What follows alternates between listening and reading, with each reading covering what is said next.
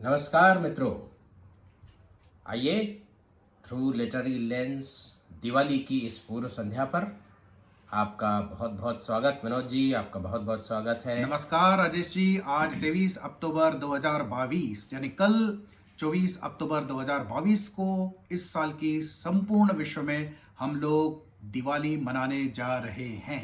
बिल्कुल। और इस मौके पर लक्ष्मी की पूजा होती है।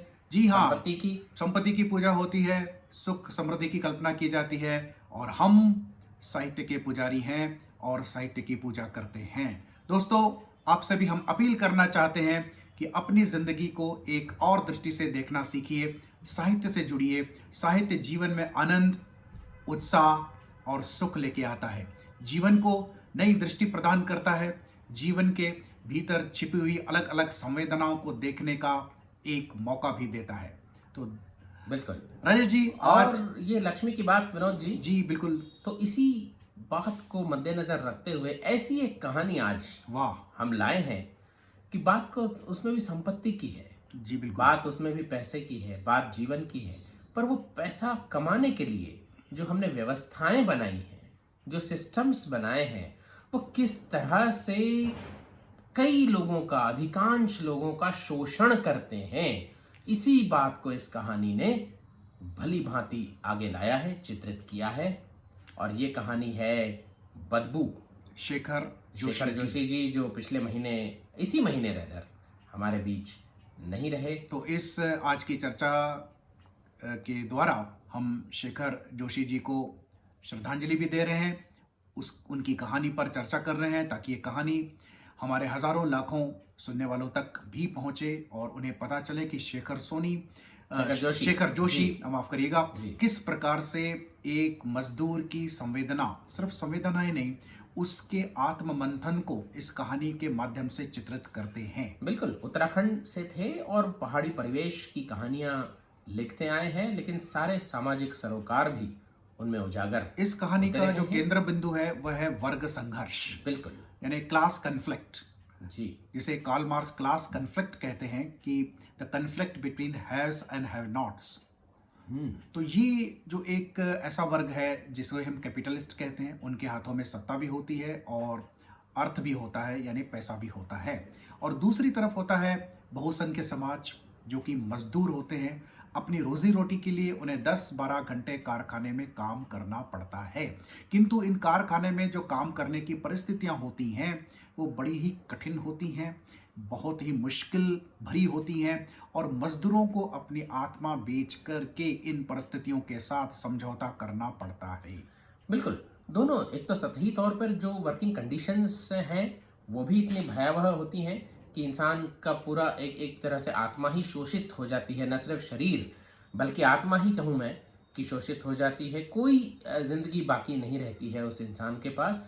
और दूसरा, ओवरऑल जो स्ट्रक्चर्स हैं, जो पूंजीवादी लोग जो है इकट्ठा कर लेते हैं संसाधन अपने पास और पूंजी द्वारा वो जो लगाते हैं, और उसके बाद जो बहुतांश वर्ग जो रह जाता है, पूंजीहीन वर्ग मैं कहूँ, केवल उसके पास अपने हाथों का श्रम होता है, तो उनको, उनके जो हिस्से में आता है वो बहुत ही नगण्य आता है, लाभांश जो आता है। तो इस कहानी का जो नायक है, जिसका शेखर जोशी जी ने कोई नाम नहीं दिया है, बिल्कुल, और इससे पता चलता है कि वो इस शोषित वर्ग का एक प्रतिनिधि के रूप में उभर के सामने आता है। उसके पहले दिन से लेके, जो फैक्ट्री में पहले दिन से लेके वो जाता है, वहां से लेके 3-4 पहले महीनों का वर्णन किया है शेखर जोशी जी ने। और रिमार्केबल चीज़ जो जो हमें, तो वो पहले ही दिन उसको जो बदबू है वहाँ की, वो बड़ी सताती है। हाथ धोने के बाद भी नहीं जाती, साबुन से हाथ धोने बदबू जाती नहीं हाथों में, जाती नहीं है हाथ में जो, तो वो परेशान हो जाता है कि कैसे किया जाए। बाकी सब लोग उसका थोड़ा मजाक भी उड़ाते हैं इस बात पे कि भाई ये तो आदत हो जाती है, मतलब वो मेहतर की कहानी घासी बताता है उसको, है ना। तो इसमें जो जो जो जो रूपक आया है, रूपक क्या कहूँ, वो तो दोनों बातें, रूपक के रूप में भी बदबू का प्रयोग हुआ है विनोद जी यहाँ, जी बिल्कुल, और एक शाब्दिक रूप से जो लिटरली है बदबू कारखाने की, उसके भी रूप में प्रयोग हुआ है कि बदबू का अभ्यस्त हो जाता है इंसान। और ये वास्तविकता भी है, थोड़े दिन बाद वही बदबू आपको नहीं सताती है। कुछ मजदूर कहते हैं हमें तो साबुन भी नहीं मिलता, हम तो बस पानी से हाथ धो करके खाने को बैठ जाते हैं। हाँ। यानी अब वो बदबू उनको नहीं आती है। यानी अगर अलग शब्दों में कहें तो they get accustomed to this exploitative situations. Yes. और ये जो सब स्टैंडर्ड सिचुएशंस है जीवन की, बिल्कुल। उसकी उनको आदत सी पड़ जाती है। फिर उन्हें बुरा भी नहीं लगता, बदबू भी नहीं आती, परेशानी भी नहीं होती। किंतु हमारी कहानी का जो नायक है वो थोड़ा भिन्न है। वो इतना जल्दी बाकी श्रमिकों की भांति इस बदबू से अभ्यस्त नहीं हो जाता। वो कोशिश करता है कि चीजें बदलें, जी, कोशिश करता है वो। इस अर्थों में वो अलग है। इस अर्थों में अलग है, और उसकी चेतना जो है वो सरेंडर करने से मना ही करती है कि ये क्या, ये जैसे कैसी कंडीशंस हैं। अब डिब्बा जो है खाने का, उसकी भी चेकिंग होती है कि कहीं कुछ चुरा तो नहीं ले जा रहे, या लकड़ी के ऊपर से कूद के जाना होता है कि ताकि टांगों में कुछ कहीं छुपाया तो टांगों नहीं में है। कुछ नहीं छुपाया जा रहा है। तो इस तरह की जो वर्किंग कंडीशंस हैं, प्लस बहुत ही नगण्य जो मजदूरी मिलती है, ये सारी चीज़ें वो बदलना चाहता है। कम से कम वो ये नहीं है, मतलब एक्सप्लिसिटली वो कोई यूनियन नहीं बनाता है या ये कुछ नहीं करता है, पर उसके मन में एक चेष्टा तो ज़रूर है कि भाई कहीं ना कहीं कुछ जैसे ना कुछ करें। बीड़ी पीने पर बड़े साहब सभी को डांटते हैं तो ये बिल्कुल मुखर हो जाता है। बोलते हैं कि अफसर लोग भी बीड़ी पीते हैं, लोग सिगरेट भी पीते हैं। कारखाने के अंदर बीड़ी पीते हैं, तो उनको कोई क्यों नहीं कुछ कहता। तो ये सारी चीज़ें बड़ी अखरती हैं बाकी लोगों को भी, और जो पुराने नेता हैं तथाकथित उनको भी, और जो मैनेजमेंट है उनको भी। कुछ लोग मूक सहयोग या वो सपोर्ट भी भी करते देते हैं हैं, उसे। हाँ, कुछ लोग करते हैं। कुछ लोग घर पे मीटिंग के लिए भी आते हैं उसके। वो फॉर्मल मीटिंग नहीं है, वो जस्ट शाम संध्या समय मिल बैठना है। जब साहब उससे पूछते हैं तो वो कहते हैं मिल बैठे हैं तो आपस में बातें करते हैं कि क्या होना चाहिए, क्या नहीं होना चाहिए। हाँ। तो साहब भी उसको डांटते हैं, समझाते हैं कि भाई बाल बच्चे वाला इंसान है, आप लोग इस पचड़े में मत पड़िए, आप अपनी नौकरी बचाएं। यानी एक प्रकार से उसे धमकी दी जा रही है। बिल्कुल। और फिर धमकी क्या, उसका ट्रांसफर भी हो जाता है, सेप्टिक टैंक में एकदम भेज दिया जाता है उसको, जो खतरनाक किस्म की नौकरी है शुरू में ही। तो और वहाँ कहानी जब आखिर में पहुंचती है तो वो हाथ धोता है और उसको लगता है कि बदबू हाथों से चली पहली गई। बार बिना साबुन के हाथ धोता है, पहली बार। तो लगता है कि बदबू चली गई, तो वो बड़ा अजीब लगने लगता है उसको, बड़ा शॉक लगता है कि अरे बदबू नहीं आ रही आज मुझे, तो ऐसा कैसे हो गया। मतलब ये देखिए, ये प्रतीक है, ये रूपक है कि बदबू नहीं आ रही, मतलब मैं अभ्यस्त हो गया। मैं कहीं इस एक्सप्लॉयटेटिव सिस्टम का एक हिस्सा तो नहीं बन गया, या मुझे आदत तो नहीं पड़ गई, मेरी या चेतना मेरी तो नहीं मर चेतना तो गई। नहीं मर गई। जैसे कैंटीन में चाय फीकी मिलती है, अन्य दिन होता तो जरूर इसका प्रतिरोध करता वो, लेकिन उस दिन ठीक है, फीकी है तो फीकी है, कुछ नहीं कहता।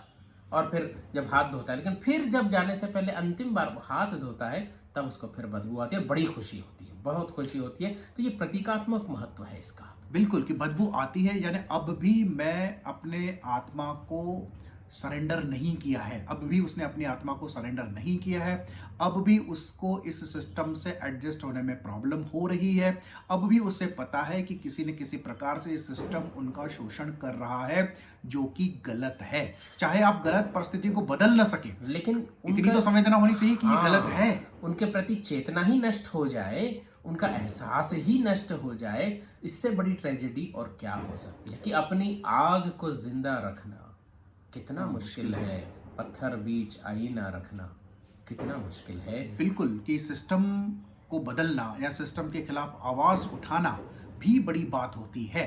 अगर हम यदि सिद्धांतों की बात करें तो निश्चित रूप से यह कहानी मार्क्सवादी चिंतन की कहानी है, क्योंकि इसका जो नायक है वो एक स्वयं मजदूर है और शोषण सहता है, और किसी न किसी रूप से पूंजीवाद के खिलाफ उसके भीतर एक चेतना मुखरित होती है।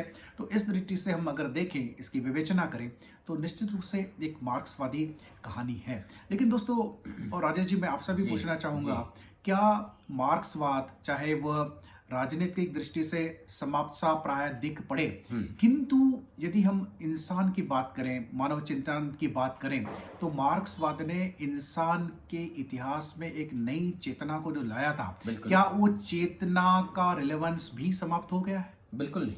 मैं तो कहूँगा कि जिस तरह से मार्क्स ने ये चेतना लाई, चाहे राजनीतिक रूप से वो उसका जो एक्सपेरिमेंटेशन है वो फिलहाल ऐसा लग रहा है कि वो कामयाब नहीं हो पाया, क्योंकि उसमें और भी कई बातें थी।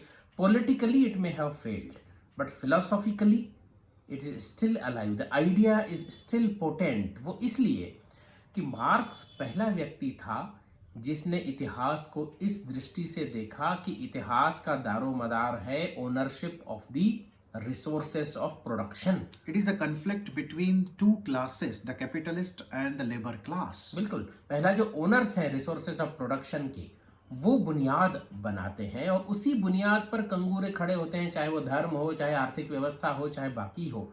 तो इसलिए ये कन्फ्लिक्ट ऑफ क्लासेस है और क्लासलेस सोसाइटी की तरफ हमें जाना चाहिए, ये सपना मार्क्स ने दिखाया। अब वो कैसे जाना चाहिए, इस पर दिक्कत होती है। कुछ लोग हिंसात्मक मार्ग से जाने की कोशिश करते हैं, जो सफल नहीं हो पाता।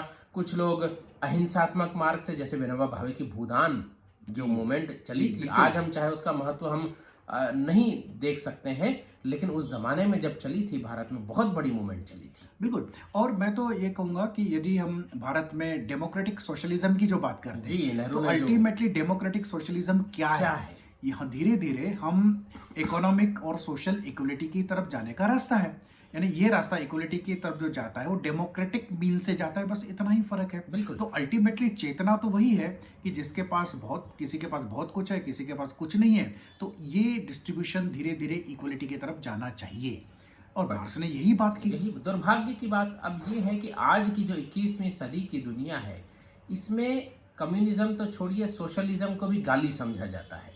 बिल्कुल। और हम पूरा पूंजीवाद की तरफ हम अपने आप को होने में बहुत अच्छा महसूस करते हैं, जो कि बहुत ही घातक हो सकता है। मैं तो ये कहूँगा राजेश जी कि जो 50, 60, 70 का दशक था, जी। कम से कम फैक्ट्रीज में, कारखानों में एक यूनियनें यूनियंस होती होती थी, थी, बिल्कुल। एसोसिएशंस होती थी जो बिल्कुल। मजदूरों के अधिकारों की बात करती थी। आज 21वीं शताब्दी में, चाहे आईटी इंडस्ट्री हो या टेक्नोलॉजी की कोई भी इंडस्ट्री हो, दुख की ये बात है कि यहाँ जो एम्प्लॉयज काम करते हैं उनके कोई संगठन दिखाई नहीं देते। बिल्कुल, बीच में तो ऐसी बातें, कोई संगठन भी दिखाई नहीं देते, बिल्कुल है भी तो नाम के लिए हैं, पावरलेस है। और यहाँ तक सुना गया कि एक बहुत बड़ी टेक कंपनी, विनोद जी नाम लूं या ना लूं, पर उसमें तो उसके एम्प्लॉइज जो हैं वो बोतलों में पेशाब करते पाए गए, क्योंकि उनको इतनी फुर्सत नहीं दी जाती, बीच में ब्रेक नहीं दिया जाता कि वॉशरूम जा पाए। तो मार्क्स इसलिए भी इम्पोर्टेंट है, मार्क्सिज्म इसलिए भी इम्पोर्टेंट है, because he is talking about the dignity of those who are powerless, who are penniless, who are just employees in this capitalist system। और देखिए, जब मेजॉरिटी की इस तरह से अवहेलना होगी वर्कर्स की, तो कहीं ना कहीं कुछ ना कुछ तो होगा। कि दुष्यंत कुमार ने भी कहा है कि बदन सारा ये झुककर बोझ से दोहरा हुआ होगा। जी जी। मैं सजदे में नहीं था, आपको धोखा हुआ होगा। तो ये जो धोखा हो रहा है इस समय संसार को ना, बिल्कुल, ये कहीं ना कहीं कभी ना कभी टूट जाएगा। ये सजदे में नहीं है इस समय वर्कर्स।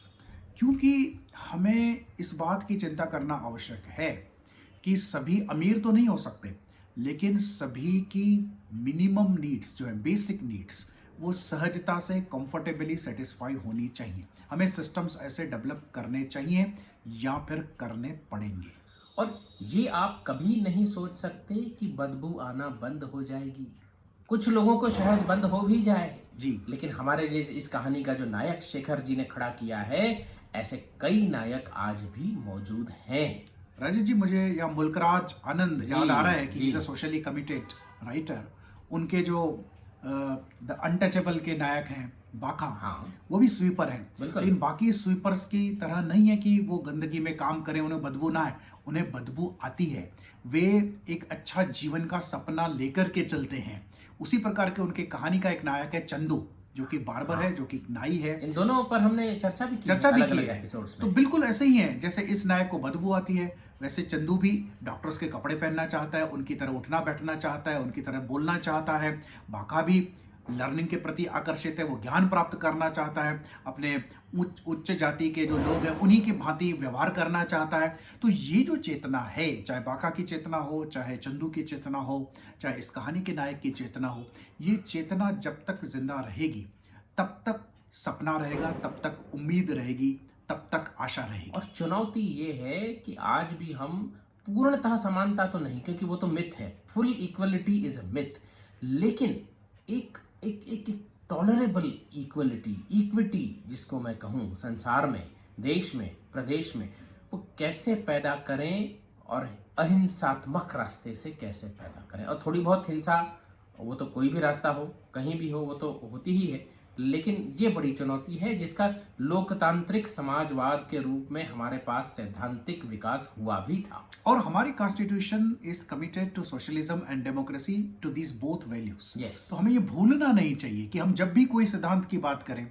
जब भी कोई विकास की बात करें, तो उसमें डेमोक्रेसी और सोशलिज्म को हम तलांजलि नहीं दे सकते। We are committed to these two values, और हमको रहना पड़ेगा, यही सही मार्ग है। इस पर विचार करें, चिंतन करें, क्योंकि सब लोग को कहीं ना कहीं जीने का अधिकार है, रहने का अधिकार है, खाने पीने का अधिकार है, शिक्षा का अधिकार है, स्वास्थ्य का अधिकार है। वो उनका अधिकार उन्हें मिलना चाहिए। तो कहानी बिल्कुल, अगर सबको जीने का अधिकार नहीं मिलेगा, बुनियादी चीजें नहीं मिलेंगी, तो फिर वो बाकी सिलेक्ट फ्यू को भी नहीं मिलेंगी।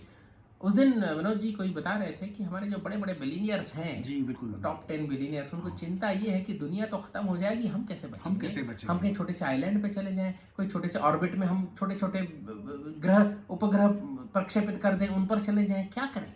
ऐसी चिंताएं उनको सताती हैं। तो बड़ी दुख की बात है कि जो मिलीनियर बिलीनियर्स तो हैं, लेकिन इंटेलेक्चुअली बैंकरप्ट हैं। बिल्कुल।